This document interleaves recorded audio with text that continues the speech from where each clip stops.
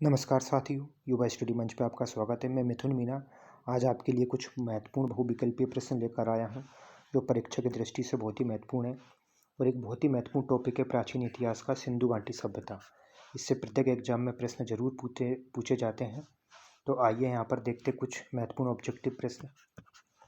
पहला प्रश्न देखते हैं, हड़प्पा सभ्यता का सर्वाधिक मान्यता प्राप्त काल क्या था? काल निर्धारण क्या था हड़प्पा सभ्यता का? तो इसका राइट आंसर है दोस्तों 2500 ईसा पूर्व से 1750 ईसा पूर्व। अगला देखते हैं, सिंधु घाटी की सभ्यता निम्नलिखित में से किस सभ्यता के समकालीन नहीं थी? दोस्तों ध्यान से देखना, सिंधु घाटी की सभ्यता के समकालीन नहीं थी दोस्तों। इसका राइट आंसर है ऑप्शन डी, क्रीट की सभ्यता के समकालीन नहीं थी। ठीक है, आगे देखते हैं, सिंधु घाटी की सभ्यता कहाँ तक विस्तृत थी? ठीक है दोस्तों, सिंधु घाटी की सभ्यता कहाँ तक विस्तृत थी? तो देखते हैं, इसका राइट आंसर है दोस्तों ऑप्शन डी, पंजाब, राजस्थान, गुजरात, उत्तर प्रदेश, हरियाणा, सिंध और बलूचिस्तान, इन क्षेत्रों तक सिंधु घाटी सभ्यता विस्तृत थी। आगे देखते हैं, सिंधु घाटी की सभ्यता में घोड़े के अवशेष कहाँ से मिले? घोड़े के अवशेष सिंधु घाटी सभ्यता में कहाँ से मिले दोस्तों? इसका राइट आंसर है सुरकोटदा, ऑप्शन ए, सुरकोटदा से सिंधु घाटी सभ्यता में घोड़े के अवशेष प्राप्त हुए। अगला देखते हैं, सिंधु घाटी स्थल कालीबंगन किस प्रदेश में स्थित है? तो सिंधु घाटी स्थल कालीबंगन किस प्रदेश में स्थित है दोस्तों? यह है राजस्थान, कालीबंगन ऑप्शन ए, राजस्थान में। आगे देखते हैं, निम्नलिखित में से किस पदार्थ का उपयोग हड़प्पा काल की मुद्राओं के निर्माण में किया जाता था? किस पदार्थ का उपयोग हड़प्पा काल की मुद्राओं के निर्माण में किया जाता था? तो दोस्तों किस पदार्थ से हड़प्पाकालीन मुद्राएं बनाई जाती थी? ऑप्शन ए, टेराकोटा से। अगला देखते हैं, हड़प्पा सभ्यता किस युग की सभ्यता थी? किस युग की सभ्यता थी हड़प्पा सभ्यता? इसका राइट आंसर है ऑप्शन ए, कांस्य युग की। ये कांस्य युग की सभ्यता थी। आगे देखते हैं, सिंधु घाटी सभ्यता के लोगों का मुख्य व्यवसाय क्या था? प्रमुख व्यवसाय क्या था दोस्तों इनका प्रमुख व्यवसाय था व्यापार करना। ये विकसित सभ्यता थी और व्यापार यहाँ अच्छी अवस्था में था। व्यापार करना इनका प्रमुख व्यवसाय था। अगला, हड़प्पा सभ्यता के निवासी थे शहरी, ग्रामीण, खानाबदोश या जनजातीय? तो दोस्तों ये शहरी सभ्यता थी, तो यहाँ के निवासी क्या शहरी थे। अगला देखते हैं, सिंधु सभ्यता के घर किससे बनाए जाते थे? सिंधु सभ्यता के घर किससे बनाए जाते थे दोस्तों? ऑप्शन ए, ईंटों से सिंधु सभ्यता के घरों का निर्माण देखने में आया है। उत्खनन से प्राप्त जानकारी के आधार पर ईंटों से यहाँ के घर बनाए जाते थे।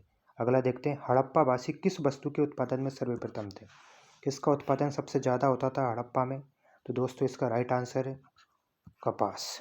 कपास का उत्पादन सबसे ज़्यादा होता था और कपास की खेती भारत में अति प्राचीन काल से की जा रही है और संभवतः कपास का जनक भी भारत ही माना जाता है। आगे देखते हैं, निम्नलिखित विद्वानों में से हड़प्पा सभ्यता का सर्वप्रथम खोजकर्ता कौन था दोस्तों? हड़प्पा सभ्यता की खोज किसने करी थी? तो इसका राइट आंसर है ऑप्शन बी, दयाराम साहनी। दयाराम साहनी ने हड़प्पा सभ्यता की खोज की थी। आगे देखते हैं, पत्थन नगर, सिंधु सभ्यता का पत्थन नगर कौन सा था या बंदरगाह नगर कौन सा था? तो इसका राइट आंसर है दोस्तों लोथल, जो कि गुजरात राज्य में स्थित है। लोथल सिंधु घाटी सभ्यता का पत्थन नगर था। ठीक है, अगला देखते, पैमानों की खोज ने सिद्ध कर दिया था कि सिंधु घाटी के लोग माप और तोल से परिचित थे। ये खोज कहाँ पर हुई थी दोस्तों? तो ये खोज हुई थी दोस्तों लोथल, जो गुजरात राज्य में स्थित है। लोथल में माप और तोल की खोज हुई थी। आगे देखते हैं, हड़प्पाकालीन समाज किन वर्गों में विभाजित था? तो हड़प्पाकालीन समाज विद्वान, योद्धा, व्यापारी और श्रमिक, इन 4 वर्गों में विभाजित था। कौन कौन से वर्ग में? विद्वान, योद्धा, व्यापारी और श्रमिक। आगे देखते हैं, सिंधु घाटी सभ्यता के लोगों के संबंध में क्या सत्य है? सत्य कथन को चुनना है यहाँ पर दोस्तों। ये मूर्तियों का निर्माण करते थे, लेकिन मंदिरों का नहीं। ये मूर्ति और मंदिर दोनों का निर्माण करते थे। ये केवल मंदिरों का निर्माण करते थे, मूर्तियों का नहीं। ये मूर्ति और मंदिर दोनों का निर्माण नहीं करते थे। तो इसका सत्य कथन है, राइट आंसर है ऑप्शन ए। ये मूर्तियों का निर्माण तो करते थे, लेकिन मंदिरों का नहीं। सिंधु घाटी सभ्यता की खुदाई में मंदिर के साक्ष्य कहीं देखने को नहीं मिलते, और नृत्य करती हुई मूर्ति सिंधु घाटी सभ्यता से प्राप्त हुई है। तो इसका राइट आंसर है, ये मूर्तियों का निर्माण करते थे, लेकिन मंदिरों का नहीं। आगे देखते हैं, हड़प्पा सभ्यता की खोज किस वर्ष हुई थी? तो हड़प्पा सभ्यता की खोज 1921 में हुई थी। किसने करी थी? दयाराम साहनी ने। ठीक है, आगे देखते हैं, हड़प्पा सभ्यता के बारे में कौन सी उक्ति सही है, कौन सा कथन सही है? उन्हें अश्वमेध यज्ञ की जानकारी थी, गाय उनके लिए पवित्र थी, उन्होंने पशुपति का सम्मान करना प्रारंभ किया। ऑप्शन डी, उनकी संस्कृति सामान्यतः स्थिर नहीं थी। तो इसका राइट आंसर है ऑप्शन सी, उन्होंने पशुपति का सम्मान करना प्रारंभ किया। आगे देखते हैं, हड़प्पा के लोगों की सामाजिक पद्धति कैसी थी? हड़प्पा के लोगों की सामाजिक पद्धति कैसी थी? तो इसका राइट आंसर है दोस्तों ऑप्शन है उचित समतावादी। हड़प्पा के लोगों की जो सामाजिक पद्धति थी वो कैसी थी? उचित समतावादी। ठीक है, अगला देखते हैं, सिंध का नकलिस्तान या बाघ हड़प्पा सभ्यता के किस पुरास्थल को कहा जाता है? सिंध का नकलिस्तान या बाघ किसे कहा जाता है दोस्तों? तो इसका राइट आंसर है ऑप्शन बी, मोहनजोदारो को सिंध का नकलिस्तान या बाघ कहा जाता है। आगे देखते हैं, हड़प्पा सभ्यता के अंतर्गत हल से जोते गए खेत का साक्ष्य कहाँ से प्राप्त हुआ है? तो हल से जोते गए खेत का साक्ष्य कालीबंगा से प्राप्त हुआ है। हल से जोते हुए खेत का साक्ष्य कहाँ से प्राप्त हुआ? कालीबंगा से। अगला देखते हैं, सिंधु सभ्यता में ईंटों का अलंकरण किस स्थान से प्राप्त हुआ? ईंटों की खोज कहाँ से हुई है सिंधु सभ्यता में? तो ये बहुत ही इंपॉर्टेंट प्रश्न है दोस्तों। इसकी खोज भी कालीबंगा से हुई है। ईंटों का खोज भी कहाँ से? कालीबंगा से हुई है। अगला देखते हैं, मोहनजोदारो कहाँ स्थित है? तो मोहनजोदारो कहाँ पर स्थित है दोस्तों? ये सिंध प्रांत में स्थित है। सिंध प्रांत कहाँ पर है? पाकिस्तान। मोहनजोदारो कहाँ पर स्थित है? सिंध प्रांत, पाकिस्तान में। आगे देखते हैं, सिंधु सभ्यता में बृहत स्नानागार पाया गया। बृहत स्नानागार कहाँ पर पाया गया सिंधु सभ्यता में? इसका राइट आंसर मोहनजोदारो। बृहत स्नानागार, स्विमिंग पूल कहाँ पर पाया गया? मोहनजोदारो में।